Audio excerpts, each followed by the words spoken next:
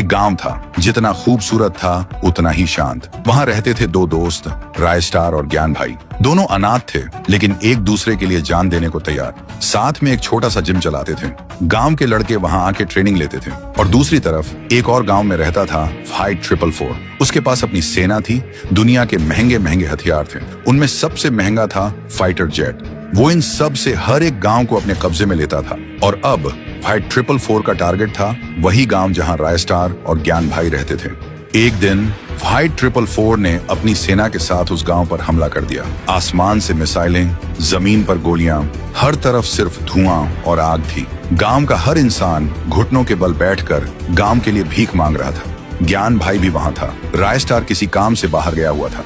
Fight 444 चिल्लाकर बोला, आज से ये गांव और इस गांव का सब कुछ मेरा है। तभी ज्ञान भाई गुस्से से बोला, ये गांव हमारा था, हमारा है और हमारा ही रहेगा। उसी वक्त उसको दो बंदूक मिलती है और वो दोनों हाथों से बंदूक चलाने लगता है और फिर फाइट 444 के दो आदमी को मार देता है। फाइट 444 कुछ नहीं बोलता, चुपचाप वहां से चला जाता है। गांव के लोग खुशी से उछलने लगते हैं।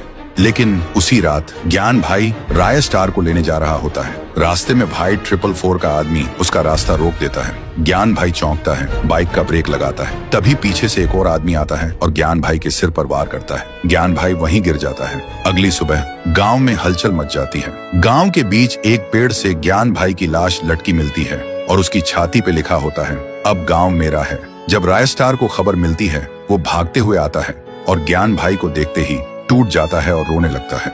और तब से राय स्टार गांव से गायब हो जाता है। किसी को भी नहीं पता होता है वो कहाँ है। तो दोस्तों, क्या राय स्टार अपने दोस्त ज्ञान भाई की मौत का बदला लेगा? क्या वो वापस आएगा फाइट 444 से टक्कर लेने? अगर आप भी उस दर्द को महसूस कर पाए तो कमेंट में जस्टिस फॉर ज्ञान भाई लिखना मत भूलना। और अगर पार्ट 2 चाहिए तो सब्सक्राइब जरूर करना, क्योंकि कहानी यहीं खत्म नहीं होती, ये तो सिर्फ शुरुआत है।